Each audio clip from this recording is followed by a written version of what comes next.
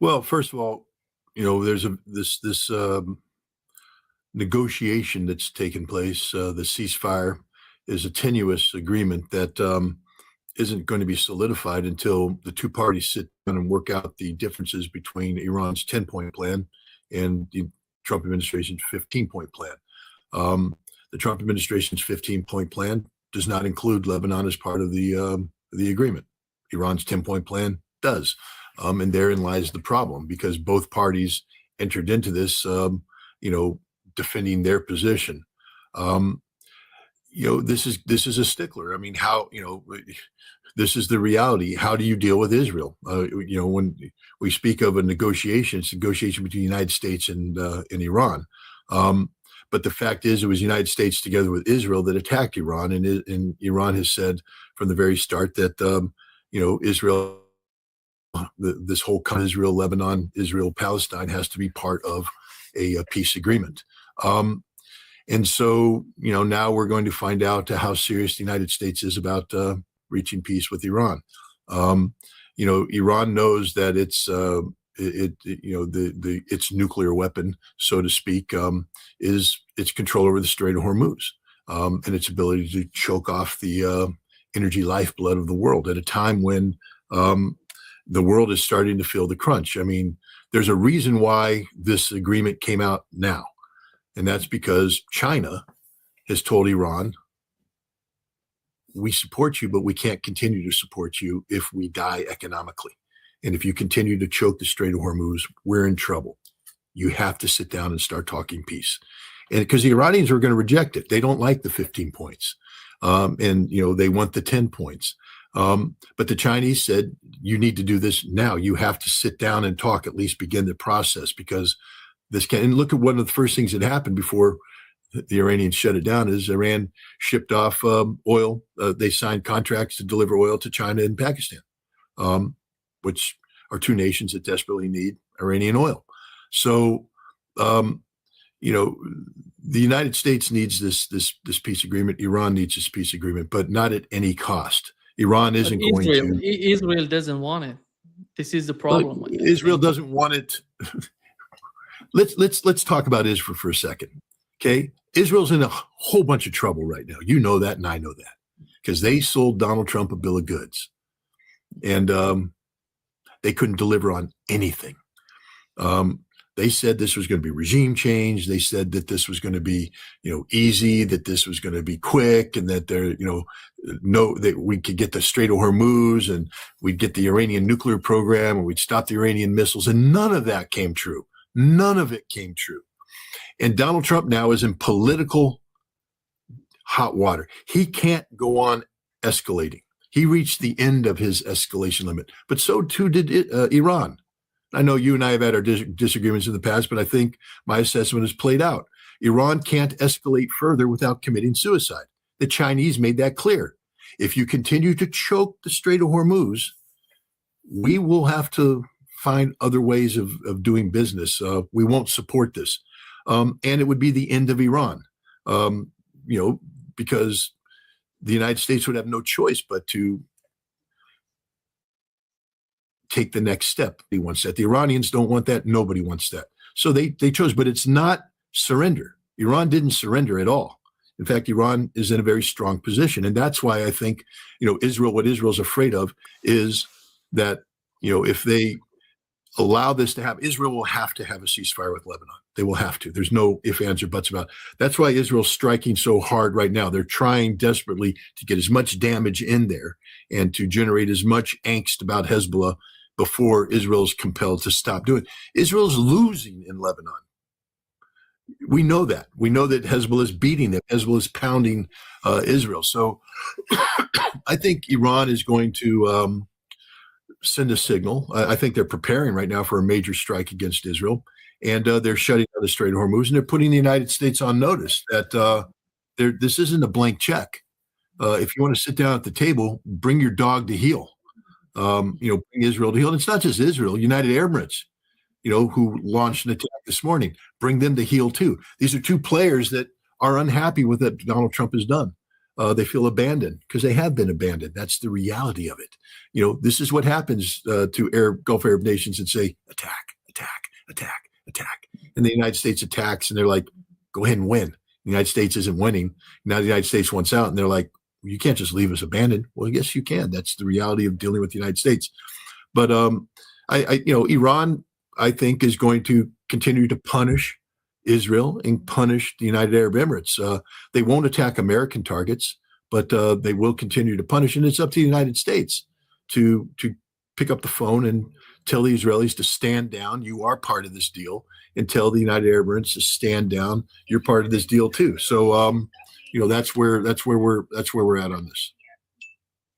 Scott, you mentioned UAE together. We know that the response from Iran on the attack on Syria Island, they attacked the refinery facility, oil facility in Syria Island. Then Iran attacked. They hit Saudi Arabia, Kuwait, and UAE, all of them. Did they hit Saudi Arabia? I thought they hit Kuwait, Bahrain, and UAE. No, Saudi Arabia as well. The pipeline. Yeah. Then this is the response. I think the escalation that is happening right now is somehow Israel is behind the scene. With the case of UAE, I'm sure I can say that Israel is behind it because UAE doesn't have that sort of capability to go against Iran with these sort of attacks. They're not capable of doing this. That's why Israel is using them, in my opinion. I think the whole calculation right now would be how Donald Trump would be able, how is it going to be possible for him to control these people? Basically, Israel, the government in Israel, because Netanyahu, we've seen what is happening in Israel. The opposition leader is just hitting Netanyahu the way we haven't seen before. He's just attacking Netanyahu because he's losing on each and every front. Look, as I said, Netanyahu is in trouble right now because he lied to Donald Trump. He sold Donald Trump a bill of goods, and Donald Trump, at the end of the day, no matter how influential the Zionists are on the Trump administration, Donald Trump's not going to commit suicide on behalf of Benjamin Netanyahu. And right now, because of this war, Donald Trump's in huge political problems. He's looking at getting the slate clean. Senator Markey just came out and talking about impeachment and criminal proceedings and things of this nature, which is real because Donald Trump has violated the Constitution, violated international law. Donald Trump can't allow the Democrats to be empowered. And Benjamin Netanyahu, basically by getting Donald Trump caught in this tar baby of a war, has empowered the Democrats to impeach Donald Trump, even convict him, destroy his political legacy. So Trump needs this peace agreement. He needs it desperately. And at the end of the day, he's going to tell the Israelis, you'll be on your own. We'll make a peace and you'll be left to deal with the Iranians, and they're going to blow the crap out of you every day of the week, and they're not going to be there to help stop it. How are you going to reconstruct again? Every time those Iranian missiles hit, they blow up some. How are you going to reconstruct? Who's going to be backing you on that? Not us. You want to be on your own, be on your own. You want to be a big boy, be a big boy. And they're going to tell that to the UAE too. We'll be more than happy to have the United to cut a deal with the Iranians that restricts all, allows all shipping but yours. You guys want to go to war with Iran? Go to war with Iran. You're big boys. You're the Sparta of the Middle East. Do it. But you're on your own, going to pay the price. And neither Israel nor the UAE can stand on their own. I think Donald Trump right now is desperate for a peace agreement. Desperate. Because he's maxed out his escalation capabilities. The United States has lost this war. We don't have the ability to secure the Strait of Hormuz. If we did, we wouldn't be talking. That's the straight up truth. If we could secure the Strait of Hormuz, we would do it 100%. We can't do it. That's why we wanted to secure the nuclear material. Couldn't do it. Failed mission. And so we're done. We don't have anything. We can't escalate. We don't have the military capacity of conventional forces on the ground.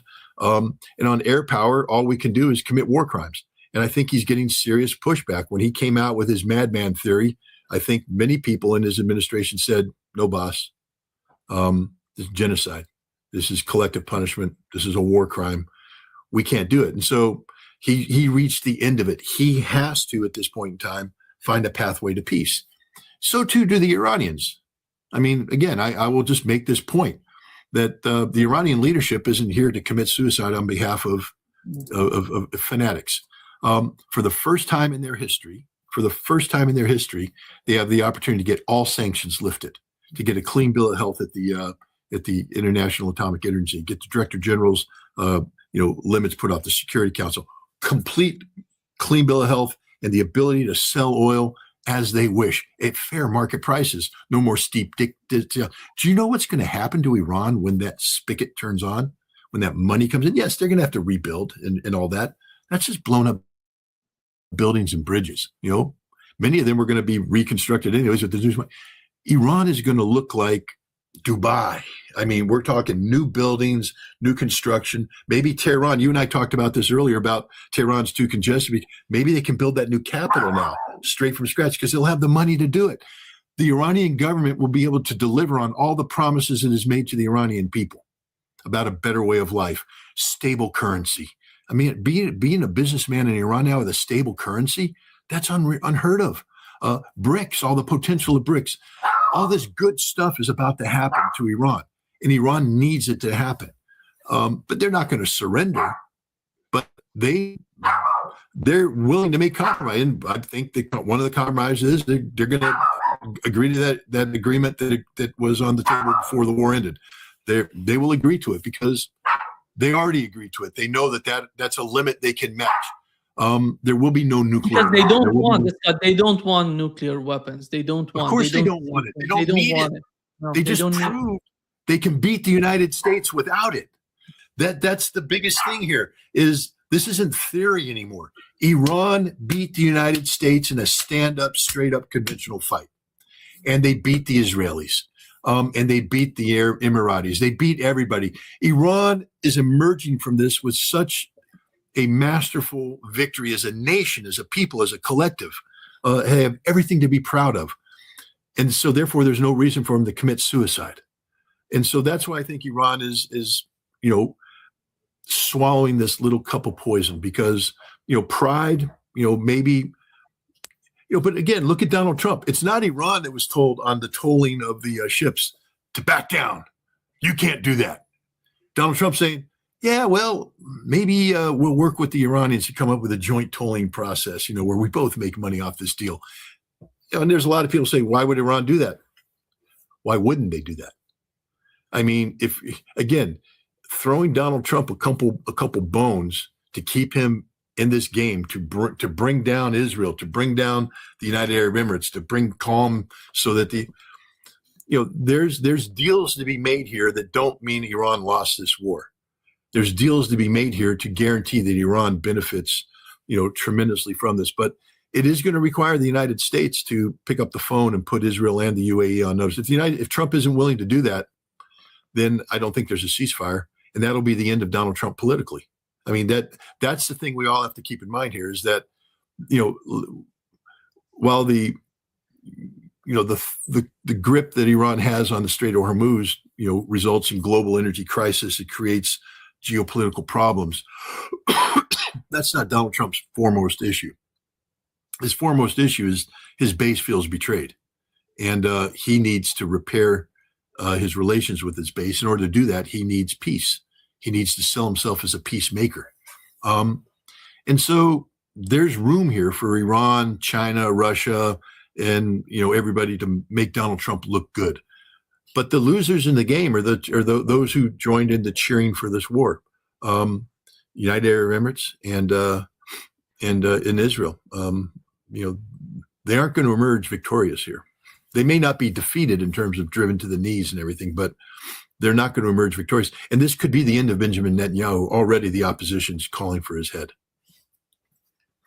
I think the Trump administration has sacrificed a lot for Israel so far. I think they're getting, as you mentioned, they're getting to the point that that's enough. Maybe, I don't know. But how do you see the way negotiations? They're talking about on Friday that they're going to meet, and then they said J.D. Vance is not going to be there because of the security issues. I don't see Steve Witkoff and Jared Kushner as Iran doesn't consider them as serious negotiators. That's why they need to put something new, a fresh air into negotiations, which would be J.D. Vance, by the way, and which would help him in the upcoming election, presidential election? Yeah, we'll see how it plays out. I agree with you. I mean, Witkoff and Kushner have no credibility whatsoever. They were the guys who negotiated when the United States committed perfidy in June and in February. There's just zero trust, and nobody could trust them. J.D. Vance is the solution. How we get J.D. Vance to the table? Do we have to change venues? That would be a blow to Pakistan, who has done a lot of work in getting this up and running. But no, I agree. I don't see how the Iranians could deal with Witkoff and Kushner. They need a J.D. Vance, and for J.D. Vance, he needs this as well.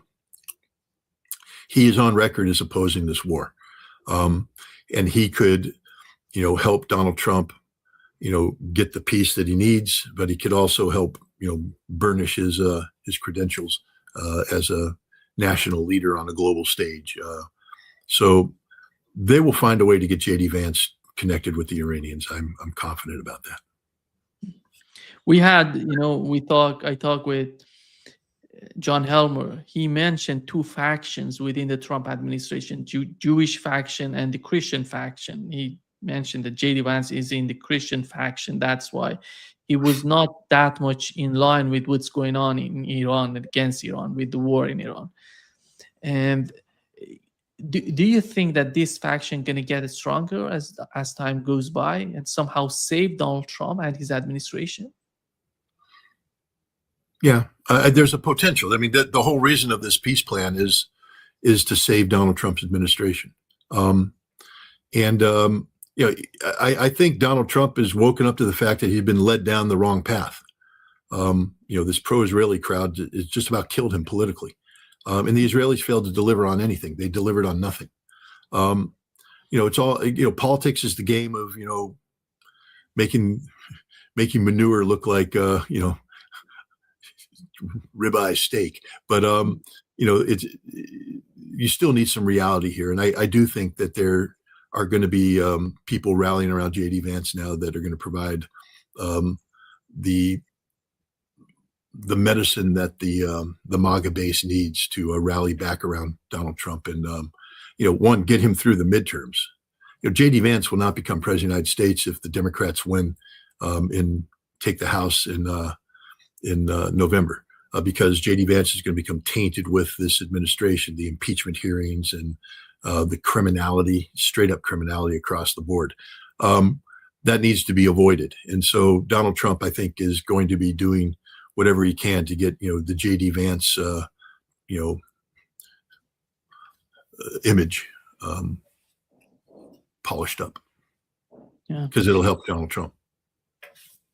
I think, Scott, the latest operation in Iran, as they call it, the rescue operation, the rescue of pilot, the second pilot operation, that was hugely influential, somehow to what was this decision on the part of Donald Trump, because right after that, he said that on Tuesday at 8 p.m. we're gonna have some sort of ultimatum for Iranians. But what has happened in that operation? Because we had Donald Trump somehow talking about more than an hour. He was explaining each and every detail. Then we had General Kane coming to the podium saying that each and everybody in Iran was shooting at us, with rifles, with everything. This is totally different from the image that Israelis and what we've heard from the Trump administration suggested before, because they said that the people are ready to get, liberated by our force. But when they go to Iran, they see something different. And the whole operation was, what was that operation? What was the consequence of that operation to come to this sort of ceasefire, 2-week ceasefire? Well, the operation wasn't a rescue mission by design. It may have become a rescue mission. But the fact of the matter is this was a joint special operations task force working under the direct, command of the National Command Authority. I mean, it's outside of Central Command circles to carry out a mission directed by the White House. You know, you don't put something together like this on the fly.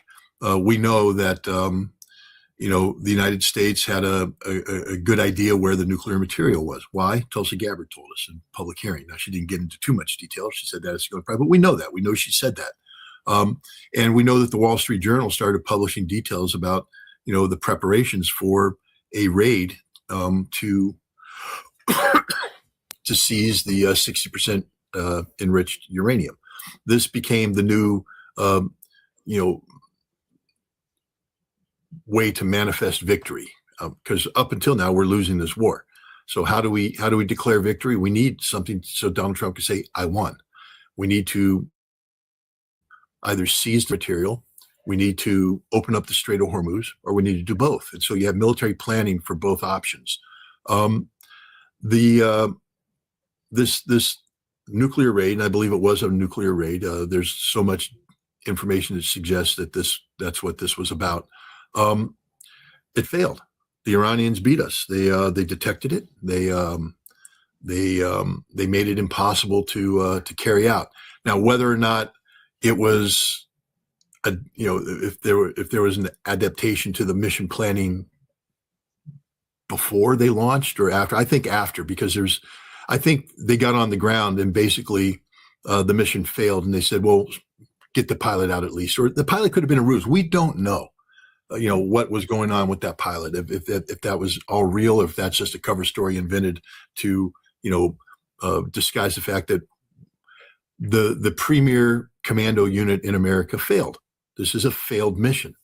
You know, I think we can carefully reconstruct where they were going. There's enough hints about that. You know, Tulsi said she knows where it's at. The Bulletin of Atomic Sciences has published a very detailed paper on, you know, the IAEA and satellite tracking, that they are confident that at the south tunnel interest of the Isfahan tunnel complex, that a truck took 28, you know, blue storage cylinders that are, you know, consistent with what a overpacking looks like for carrying the uranium hexafluoride containers, and that they were at the south tunnel. That south tunnel has been sealed. So if it's there, how do you get it? You're not going to have a bunch of Navy SEALs and Delta guys, no matter how big their biceps are, sitting there digging that out by hand. You're not going to be able to bring in a bulldozer and all that stuff. Go to Firdos for guidance. Firdos was the underground enrichment facility that was bombed by the United States, Operation Midnight Hammer.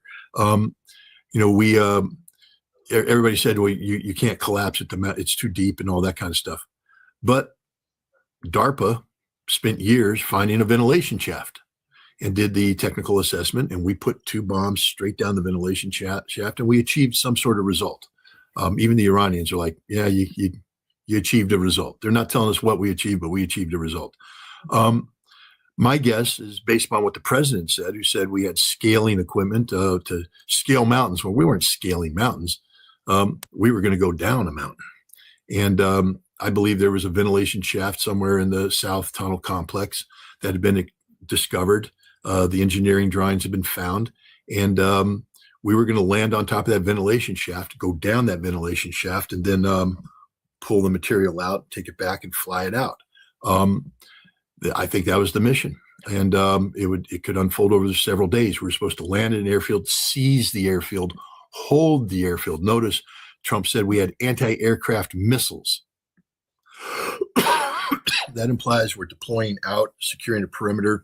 We had aircraft, B-1 bombers, that were specifically designed to cut off the roads to that. And they started that mission. We can sit here and talk about how it was to block people getting to the pilot. No, they bombed those roads to block the heavy military equipment to get to the airfield that we were holding. We had aircraft flying in. The problem is the Iranians were able to shoot at us. We didn't control the skies. It appears that the first C-130 landed on this airfield relatively unimpeded. Got bogged down at the end, but that's a different story. The second one coming in, however, appears to have been engaged successfully and took damage. And there's physical evidence of damage on this thing. We don't know if there were casualties, but it took damage and it landed. And the question is, was it able to leave? And what happened to the equipment on board?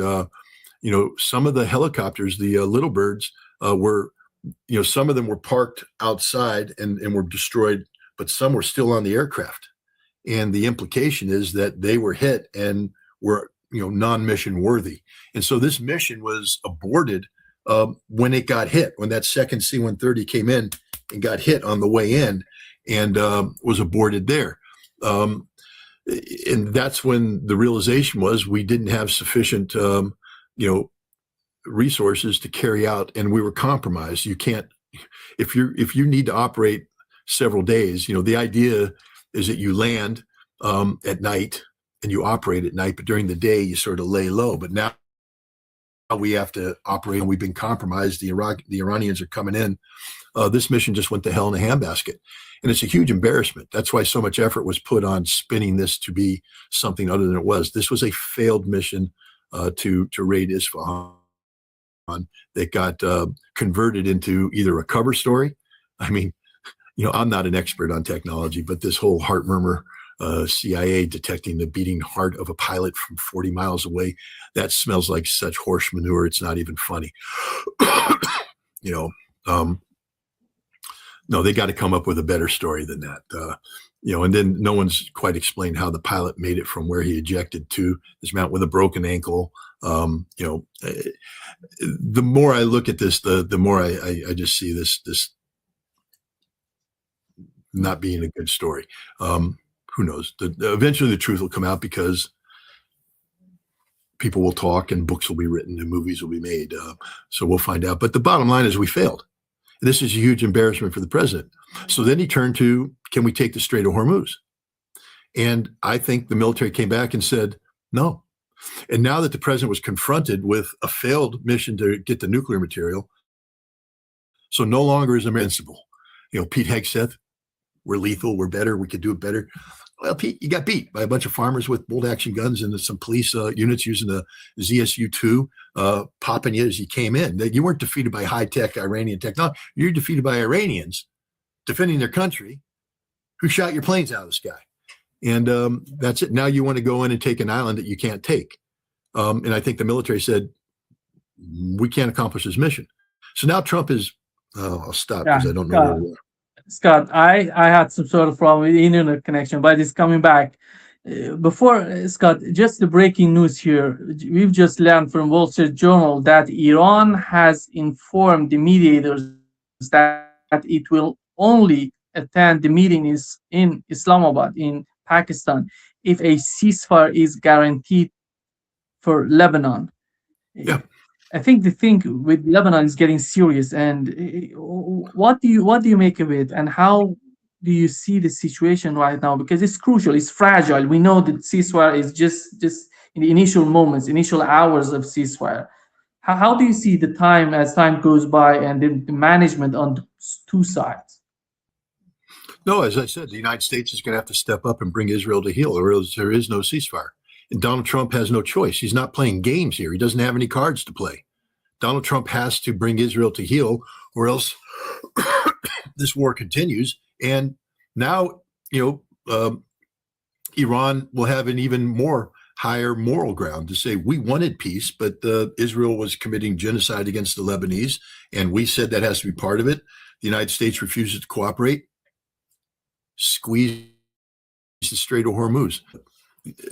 Yes, it's getting serious, but I honestly believe that the United States isn't going to sacrifice Donald Trump's political legacy because of Israel's ambitions in Lebanon.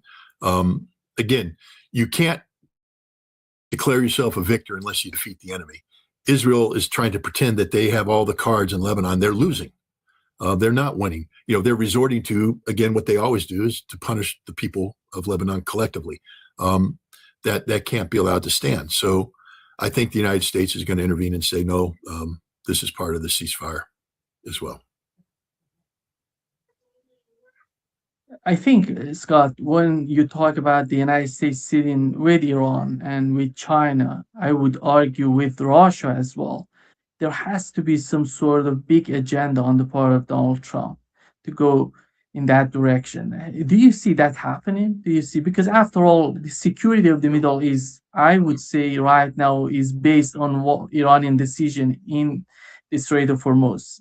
I think that the reality is totally understood on the part of the Trump administration. How is that going to play out for the region and the way the cooperation between the two countries, Iran and the United States?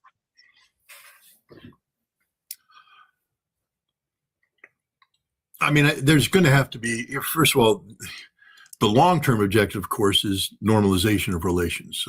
That would be the objective. I don't see that happening overnight.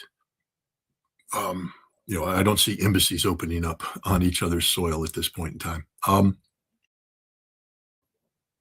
You see, through BRICS, through China, through Russia,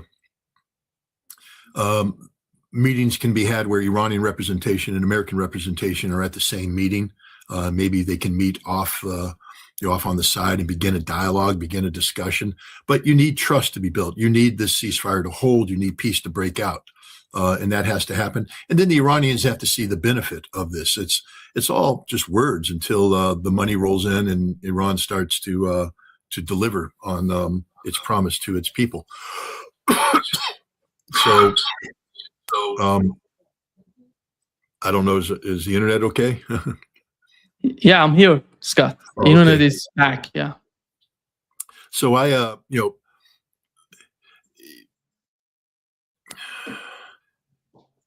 peace isn't going to break out instantly between the United States and Iran, but Iran's going to have to see the benefits of this proposal, and that has to happen pretty quick. And Trump has to survive politically. I mean, again, Trump's not going to commit suicide on behalf of anybody.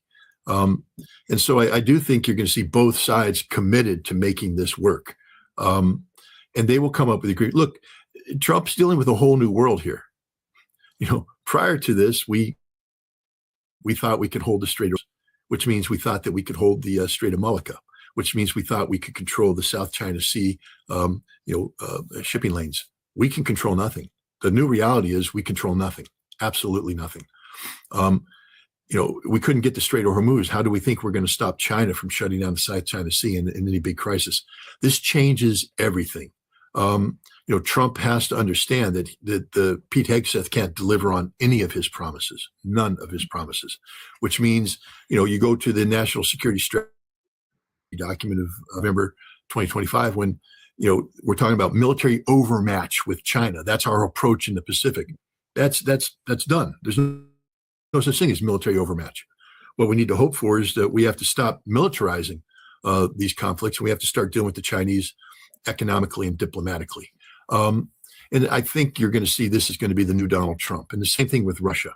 We desperately need it. And it's not like, okay, the Strait of Hormuz is open and therefore we're going to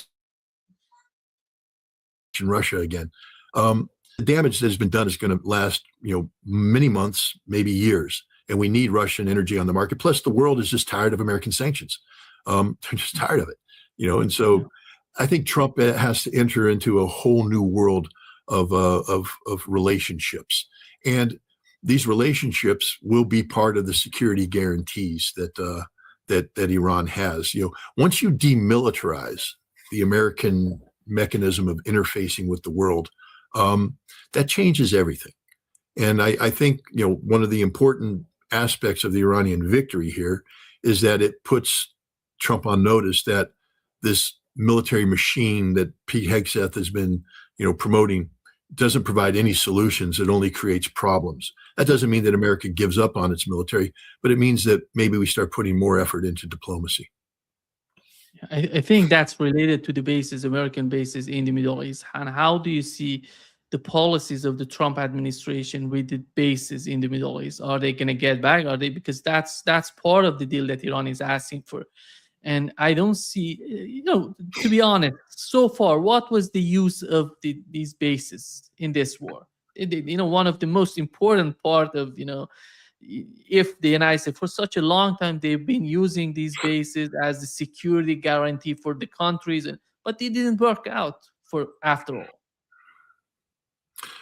I mean, the bases were about projecting American military power into the region so that we could control the oil, control the energy, contain Iran, initially to contain Iraq, and then to defeat ISIS and all this.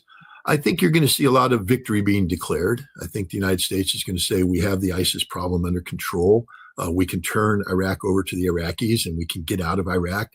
We don't want to admit that we were driven out of Iraq.